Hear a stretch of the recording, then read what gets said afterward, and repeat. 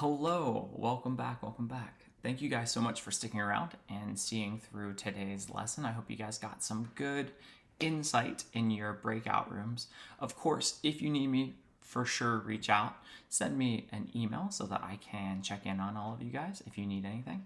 All right, before you go though, kind of as our exit ticket out of here, just to see who stuck around the whole time, in the chat I have one last question for you.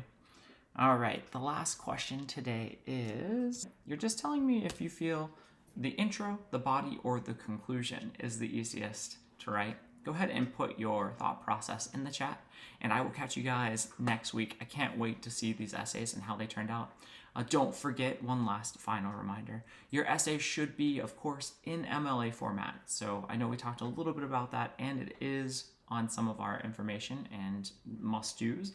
But don't forget about your MLA. If you have any questions about MLA or other parts of your essay, go ahead and let me know. Until I see you guys next week, have a wonderful rest of week and an awesome weekend. Adios.